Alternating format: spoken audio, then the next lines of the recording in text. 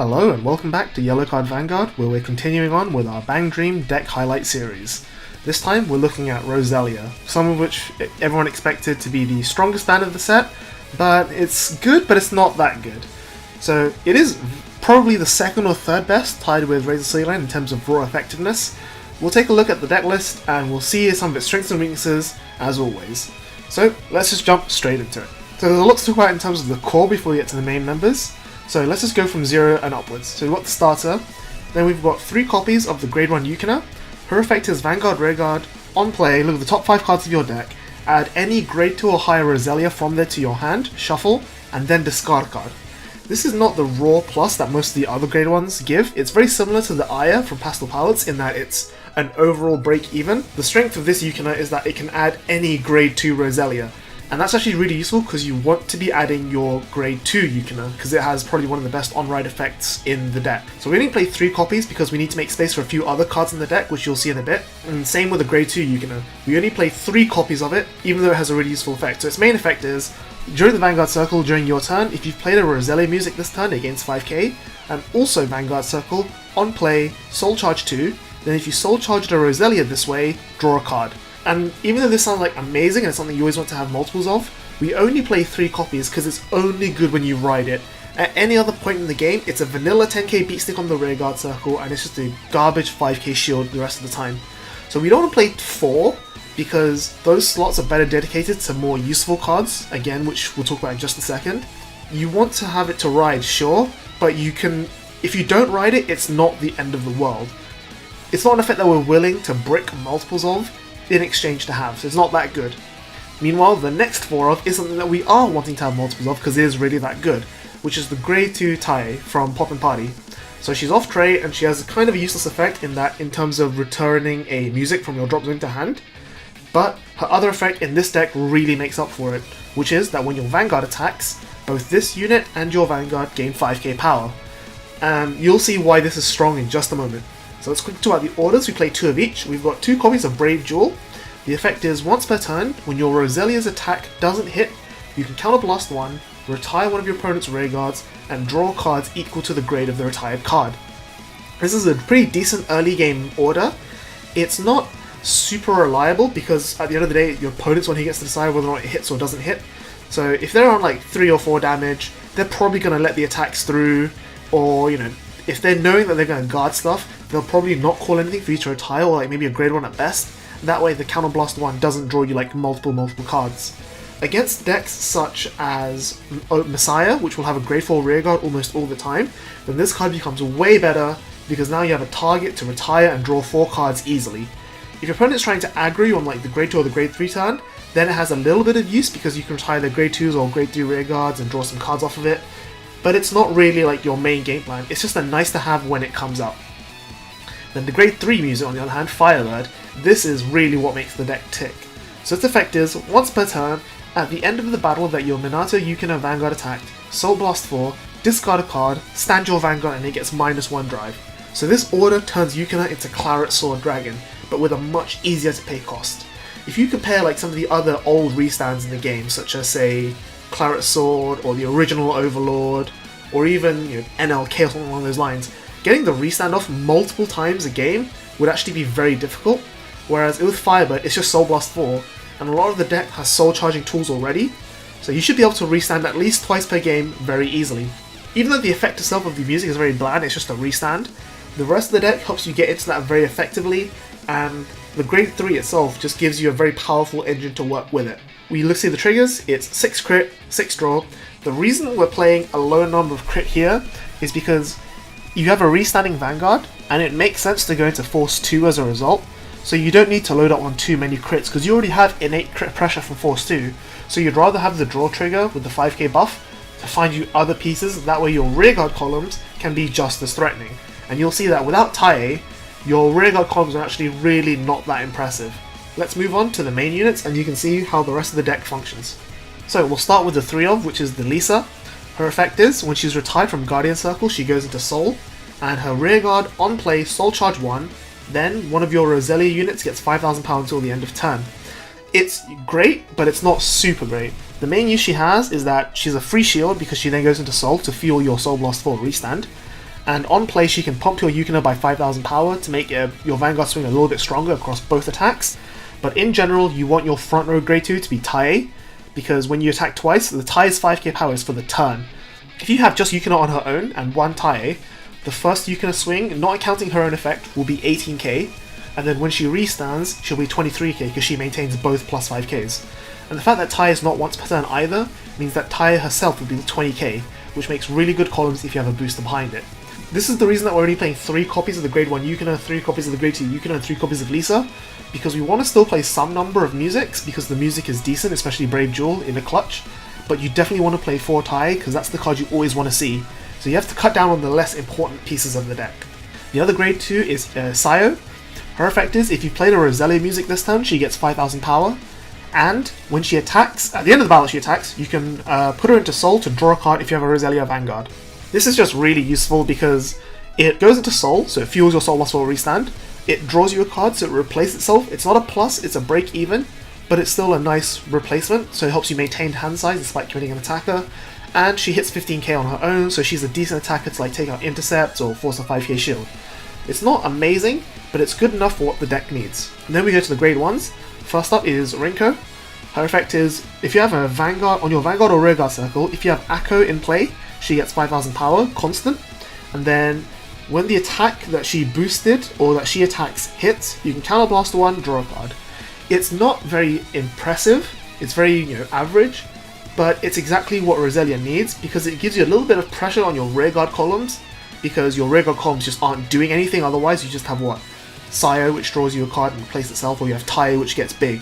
The fact that you now have an on-hit draw, even though it's counterblast 1, is not great value, it's better than nothing, and it helps you maintain that tempo. Especially when you put Force on your Vanguard and swinging twice, your opponent will be sort of forced to guard both of your Vanguard swings, which means that your rearguard column can swing in for 1 damage for free, because then they'll have used up all their guard on the Vanguard, and then you get to draw a card as a result. The other grade 1 is Akko herself. Her effect is, when she's played on rearguard circle, look at the top 5 cards of your deck, search for a Rinko from among them, add it to hand and shuffle, and then her other effect is, when she boosts and the attack hits, you can soul charge 1. The effect itself is not super great. She's an on-play, maybe plus to hand, because you can either find the Rinko, which will be a 10k shield, or a 13k booster with on-hit, which is great. Her on-hit itself is not nearly as impressive as the Rinko's draw card, but soul charge 1 is still pretty nice, especially if you miss riding the grade 2 Yukina. Just having that repeatable soul charge 1 will help you get to soul blast 4 for the restand multiple times more easily. Finally, we come to the grade 3 Yukina, which is, if you played a Roselia music this turn, when she attacks, she gets 5000 power for each of your opponent's Vanguard grades. So if you go first on your opponent's grade 2, she'll be at 23k on attack, and if you go second and your opponent's grade 3, she'll be at 28k on attack. This is just for the battle, however, it does proc multiple times. So each time you go for it, you'll get that much power repeat. So when you restand, you'll be 28k twice, which is not counting the other power boosts. So it's pretty strong. She matches Claret numbers on her own, which is what makes the deck really, really powerful. The only downside is that compared to Claret, your support engine isn't as strong. You've got Akko and Rinko, which are similar to the main, but not quite. And then you've got stuff like Sayo and Tae, which are very similar to Dark Pride and Morian Spear, but not quite.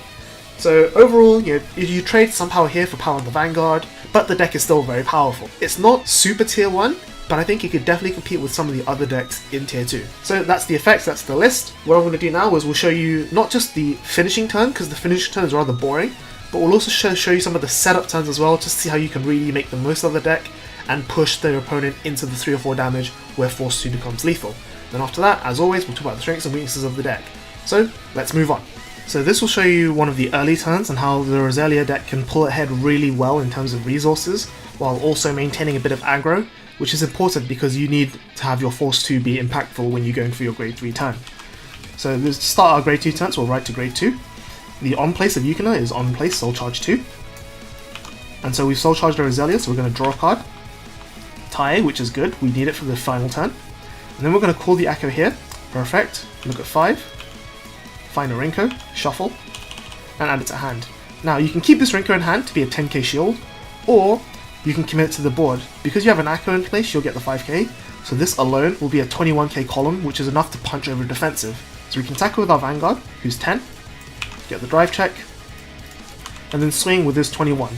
Now, if they guard this, which is smart too because it's only a 1 card 15k shield to no pass, then that means that this 21k column, 31 if we count our trigger, is now much more difficult to guard, or they can afford to take the Vanguard, in which case the crit we just got would have got to go on the Vanguard and force them up some damage, and then they then need to guard this 21k column, which will require a little bit more shield value to guard if they didn't get a defensive trigger. And if it does hit, we get our soul charge and draw a card. The order doesn't really matter, there's no one correct way or the other, it's just luck, but it's still that extra resources that you might be able to get, which you came at virtually no cost. You know, we're going to play the Akko anyway, this hits you a card, so this card was basically free to the board, and then if it draws you a card, that's an extra bonus card. So you see that, you know, you can put on a lot of pressure and maintain like good parity in terms of tempo. That way when you go into the grade 3 turn, you have a lot more impact going for you. So let's quickly have a look at the grade 3 turns. We'll just assume that our opponent passes because they're a goldfish swimming around their bowl. So we draw for turn and ride the Yukina. At this point we'll get our force 2 marker and put it on the Vanguard. So we're assuming we went first, so Yukina will only be 23k on attack, but that's why we have ties to help bolster that number. So we'll call one here, and at this point, if you really wanted to, you could call the second tie here to give your Vanguard an extra 10k per attack. I think it's not incorrect or correct one way or the other, it depends on what your opponent has in hand, what they have on the board, how the tempo of the game has gone. But we'll do it here just to show you what the deck can really do. Now of course we also had this Lisa and the Sayo here, so if you didn't have the ties, or if for whatever reason your Akko or Rinkos were retired, then you could also field these two as decent attackers. For example, let's say that Rinko had been retired, we can play the Lisa, soul charge 1, and then give our Yukina an extra 5k power. So this will then become 28, 38 on attack. Or if you know that your opponent's about to kill you back and you don't think you can win this turn, instead of the Lisa, you can commit the Sayo, who will still attack for decent numbers, and then replace herself with something with the shield value, hopefully. But at this point, this is a fairly decent setup, so you can counterblast 1, and deck search for Firebird. And at this point, you're ready to go. You've got your 18k swing here, you've got your big Vanguard swing here, and then when at the end of your double Vanguard restand, this will be a 20k attacker before triggers. So we'll go with the 18k first, just to force some low shield value. Then we've got with the Vanguard, so 13, 18 from this, 28 from its own effect, and then 38 from the double ties. With Twin Drive, some nice triggers coming out. Then end of battle, Soul Blast 4. It doesn't matter what you Soul Blast, you don't really care about your drop zone. Then discard a card. Vanguard restands. So it was 38k the first time, and then when it swings, it gets another 10 from the 2 ties, so 48. With the 1 drive, any triggers here would have then gone into the tie, who's now 20, but could have been 30k. The strength of this deck is that when you reride as well, so let's say that we had another Yukina to reride, you can then put the other force 2 on this tie column, and then next turn, if you somehow were able to find a booster for it, this is now going to be a 28, 33k, 38k booster on its own. Sorry, 38k column in total, with the force 2 marker. So now if you don't kill on the first reride, you then have immediately pressure following up from the strength of the tie column because it's 20k base. From there on out, you can just draw cards with Sayo, Hina, and then draw cards with Rinko, slowly grind out your opponent because you're hitting them twice. It's like an Overlord Light or a Claret Light, where you're just trying to bash them down as soon as possible with numbers that are way higher than they should be on the first grade 3 ride. So those are the 2 big turns for the deck. Let's now move on to the deck view where we can talk about its strengths and weaknesses. So here's the full deck list, you can have a look. Like I mentioned, the trigger lineup, I think you can even go down to 4 crit 8 draw, because you already have so much innate crit pressure from the Force 2 Vanguard restanding, but you could also just go 8 crit and just try to OTK them as soon as you ride grade 3. I think both are viable. Obviously the 15k shield from the crit trigger is worth way more, but then again, like I keep mentioning, the grade 2 Yukina does nothing after you ride it, and a lot of your rear guards can already replace themselves, so shield value shouldn't theoretically be an issue, and then finding your draw triggers helps you find your ties, and that's what you really need to push through to win the game. I think tie is probably the best card in the deck, even though it's not a Roselia unit, just because it makes your Vanguard so much more powerful. If you wanted to play pure mono Roselia, then I guess you'd cut the 4 ties for an extra copy of each of the 2 Yukinas, maybe a third copy of Brave Jewel, and then maybe the grade 1 music, but I think the grade 1 music for Roselia is not very good because it replaces itself and then it gives units 5k, which is something that doesn't really matter in the early game, compared to say Brave Jewel, which does cost a resource, but at the very worst will always 2-for on your opponent, because if nothing else you retire one of their units and draw a card. From there on out, you could also just add more Lisa. You could even trim the number of Sai if you really want to focus in on like other pieces of the deck. It's really not that big of a deal in terms of consistency. Sure, you want to ride the Greater Yukina to get the Soul Charge 2 and draw, but even if you ride, say, Sayo or even Tai herself, it's not the end of the world, because all you really care about in this deck is just riding the Grade 3 Yukina, putting at least one tile on the rearguard circle, and just getting big restands with Firebird. And Yukina herself such as the Firebird. Something you could even do is just splash the Yukina and Firebird engine into various other Bang Dream decks with a better Grade 1 or Grade 2 support, such as say Hello Happy World or Pastel Palettes, which have fairly decent Grade 1 effects. From there on out, it's just a case of maintaining the hand size and just bashing them with Force 2 restand a lot of times. If you've played Overlord or Claret, then this deck will be just as straightforward and easy, maybe even sometimes more effective, depending on your local metagame and how you're playing. In terms of good and bad matchups, then I would just say ask someone in your area who knows the good and bad matchups of Claret and Overlord, and it's pretty much the same thing. Any deck that can reliably farm Protect Markers or Perfect Guards and defend against multiple Vanguard swings will have an easy time against this, because other than Tai, your rearguard columns are very weak, especially without the second Force 2 on the reride. In terms of bad matchups, any deck that really struggles with singular big columns coming at them multiple times, like say any Axel based clan that just wants to like poke you down a lot, is going to struggle because they're going to eat up all your 5k shields, which is okay because you don't need them, while you're going to eat up all of their 10k and 15k shields because they really need to survive your Yukina swings. The main strength of the deck is how little effort you need to put into the combo. Like, you just ride the Yukina, counterblast one, search for the music, and away you go, as long as you have enough soul.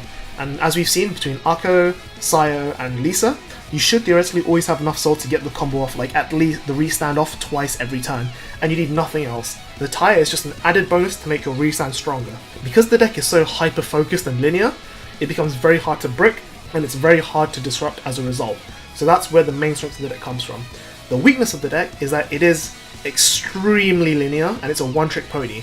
If for whatever reason you lack the resources to reliably restand, or if for whatever reason your multiple restands don't end up killing your opponent, then the deck literally does nothing. You've got Brave Jewel for some retiring power, but it's not a mainstay of the deck, and if you're going for Brave Jewel, it means you're not restanding, and so you're losing even more pressure. So it goes from being really powerful on the an Overlord Claret Sword clone, to just being a wet blanket if it cannot execute its game plan. Of course, the only way you cannot execute your game plan is if you low roll really badly and don't get enough soul, because it's basically impossible to brick as long as you don't miss your grade 3 ride. Overall, I think Roselia is very, very powerful just because of how straightforward and simple it is. It's just like Overlord the Cross. Like, that deck is very straightforward, and it just wins because of how powerful that one card is. Same with Yukina. Yukina itself is, 28k on its own, restanding Vanguard with a Force 2 pressure. There's not really much else you need. But yeah, that's been the deck brief for now. Hopefully someone's found this useful, someone's found this interesting. As always, I've been Zistral with YellowCard Vanguard. Thank you very much for watching. If you enjoyed this, feel free to leave a like, subscribe to our channel so you can see the rest of our videos, and keep up to date with our socials so you can see what we're doing next. And as always, thank you very much for watching. Bye bye.